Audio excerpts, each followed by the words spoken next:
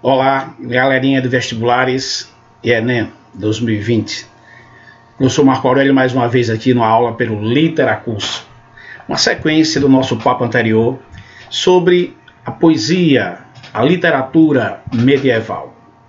E aí, pela imagem que vocês já podem perceber aí, nós falaremos de um segundo tópico dessa literatura, que seria a relação entre as artes, o contexto e a filosofia da época. Nós, na aula anterior, nós tratamos da relação contextual histórica em que se dá o nascimento dessa literatura trovadoresca, que vai ser futuramente os nossos grandes cordelistas, em especial o nosso cordelista nordestino. Então vejamos aqui o que seria o início também dessa produção enquanto literatura medieval de língua portuguesa.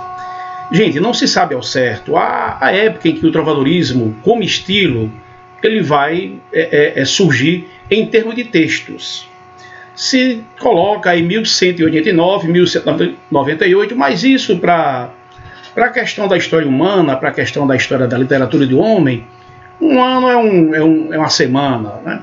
Então se estende mais ou menos aí pelo século XII ao século XIV, ou no máximo século XV, mas na verdade você já vai ter aí no século XIV o segundo momento.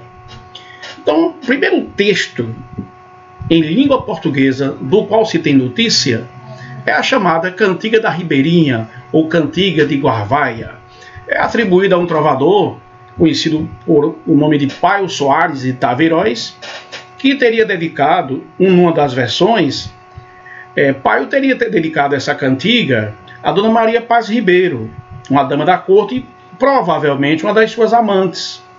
Há uma outra história que conta que ele viu Dona Maria Paz Ribeiro banhando-se à beira de um riacho, um ribeirinho, daí vem o nome Cantiga da Ribeirinha, ou de Guarvaia, e ela teria arregaçado as mangas do vestido, tá, para lavar os braços num regato. E daí ele teria ficado impressionadíssimo, isso era motivo para excitar o homem, ver os braços, já que a mulher não tinha nada de fora, a touca, um véu, vestidos até aqui os pulsos, os punhos, luvas, a saia do vestido cobria o bico dos pés, não se via nada. Então ele teria composto a Cantiga da Ribeirinha ou Cantiga de Guarvaia. O nome Ribeirinha tem a ver com Ribeiro, Riacho, e com o sobrenome dela, Ribeiro, Maria Paz Ribeiro. Galera, também nessa sequência aí, ele vai se estabelecer como produção literária até a nomeação de Fernão Lopes como cronista-mor da Torre do Tombo, né? E aí você teria uma versão moderna da Torre do Tombo, da arquitetura clássica moderna, né? Mas ela já funcionou na famosa Torre de Belém, de onde saíram as navegações, as supostas navegações cabralinas, tá bem? Então vejamos aqui, galera, uma relação entre as artes e a religião do período. Nós, na aula passada, nós vimos a relação entre religião e filosofia, né? A filosofia da igreja, digamos assim. Trabalhamos a escolástica e a patrística, né? E aqui nós vamos ver um pouquinho das artes que mais se destacaram no período. Então você tem aí o destaque para a arquitetura, já que era uma época de invasões, de lutas dos povos bárbaros. Então, além da questão da ideologia teocêntrica, para a construção das igrejas, das catedrais, dos templos, você tem também as construções de mosteiros, das abadias, né, das igrejas e dos castelos, né, para a defesa dos feudos, tá, para a defesa do próprio reino, tá bom? Então, nessa arquitetura, gente, vão predominar dois estilos. O estilo romântico, primeiramente, que vai se caracterizar exatamente por esses pontos aí. Ele vai predominar do século X ao século XII, tá? Então, o que marca esse estilo chamado românico de arquitetura? Você tem aí as arcadas redondas, os arcos arredondados, as paredes baixas e grossas, bem grossas, típica de fortalezas, tá? As colunas grandes e pouca iluminação interna por conta das janelas pequenas. Então você vê o exemplo aí na ilustração de uma igreja, de um templo, por fora e por dentro. Então perceba que o românico suscita uma certa presença do homem no espaço terreno. Daí a estrutura baixa dos templos e dos castelos em alguns casos, tá bem? O segundo estilo que nós vamos trabalhar aí, gente, seria o chamado estilo gótico, da arquitetura gótica, que aí, diferentemente do românico, vai predominar do século XII ao século XV. São arcos em forma de ogivas, pontiagudas, tá? Janelas bem numerosas para dar grande luminosidade no interior, tá? As paredes muito altas e uma profusão imensa de torres lá fora, a como nos dá um recado, né? Apontando para o céu, para que nós percebamos onde é que está a maior importância de tudo que estamos vendo lá em cima. Então essa quantidade exuberante de torres teria também essa função meio que pedagógica, tá bem? E aí tem uma beleza fantástica dessa arquitetura, que ela é sempre ornamentada pela técnica dos vitrais coloridíssimos. Nesses vitrais das janelas, gente, são as rosáceas, uma estrutura de aço e vidro decorados, desenhados, com passagens bíblicas, né? Passagem da liturgia, ou expressão mesmo, imagem de santos. Então isso dá um toque de refinamento, né? E uma coisa interessantíssima como efeito de toda essa arquitetura é a luz que penetra no interior dessas catedrais, porque a luz solar, geralmente os arquitetos projetam essas fachadas dos vitrais para o lado do sol, né?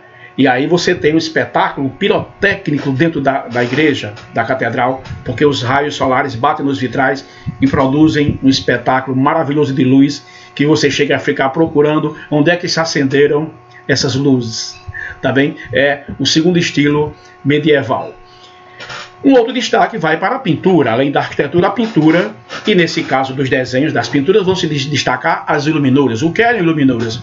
Gente, iluminura eram letras desenhadas, como essas aqui do cantinho, ó, aqui de cima, do canto direito, pelos monges copistas, monges que se dedicavam nos mosteiros a ilustrar os manuscritos na hora das traduções e nos murais também das abadias, dos conventos, tá? Então nesses murais haviam pinturas nas paredes, algumas pinturas semelhantes a dos vitrais, retratando passagens bíblicas, tá? Então as iluminuras faziam das letras, chamadas letras capitulares, aquelas que iniciam o capítulo da obra, no caso a Bíblia, ou outro livro sagrado, ou outro livro de humanidades. Então era uma técnica muito bem trabalhada, com a lupa, e um trabalho minucioso de um artista que sabia desenhar, e nessa iluminura, nessa letra capitular, havia dentro dela também cenas de passagens bíblicas. Um trabalho fantástico desses monges copistas.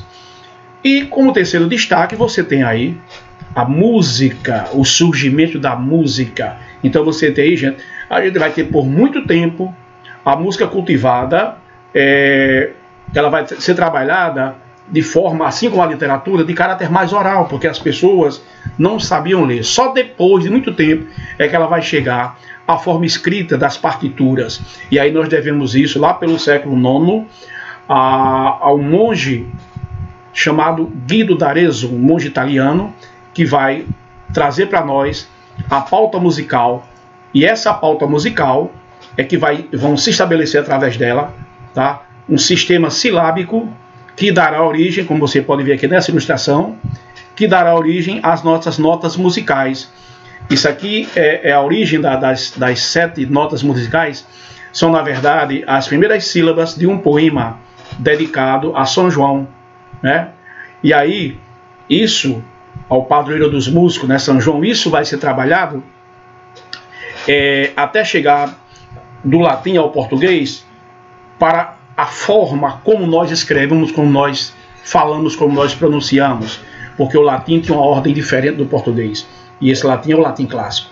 O latim era escrito de maneira inversa, e uma série de outras considerações. Então, no lugar dessa primeira sílaba, ut, você terá a substituição para melhorar o solfejo pela nota musical, pela primeira nota musical, que é o dó. Então você teria aí as 7 notas musicais. Como nós não temos no latim a letra J, perceba que ela é substituída no último verso, Sancti Ioannis. O latim não havia a letra J no latim, então ela é trocada pela letra I. E aí do Sancti, do S com o I, faz-se a sétima nota musical, Si. E aí você teria uma tradução desse poema latino, da primeira estrofe, na verdade, desse poema, que é uma homenagem a São João. Então você teria a seguinte tradução: para que os servos possam ressoar a plenos pulmões as maravilhas dos belos feitos, limpai a culpa dos nossos lábios, São João. Então você teria aí, desse trecho, a origem das notas musicais que vão estar no chamado cantochão, ou canto gregoriano. E aí esse cantochão, ele vai ser um canto uníssono, até se chegar depois a história da evolução da música para a polifonia, que aí é com o acréscimo de outras melodias, tá? Vejamos aqui um pouquinho desse cantochão ou canto gregoriano.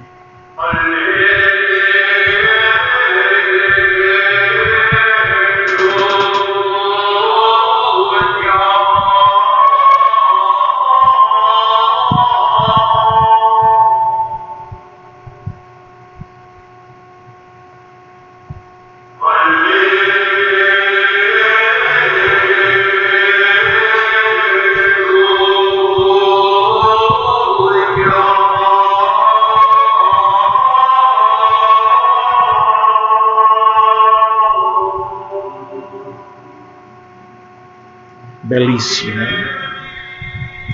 Aí você tem um exemplo do canto gregoriano. E aí, galerinha, a gente chega ao final desse papo. E para fechar essa conversa, eu trago aí um pensamento de um grande professor historiador desse país, professor de literatura, historiador, escritor, que escreve uma obra provocativa. Adquiri essa obra recentemente. Quem ama literatura não estuda literatura. Cuidado, que isso tem que ser bem interpretado. E olha o que ele coloca como definição de literatura: é a arte de provocar com palavras o gozo de fingir que sofre. Vão lá no canal YouTube Literacurso, dá lá a sua like e já espera o nosso próximo papo literário para daqui mais um dia. Beleza?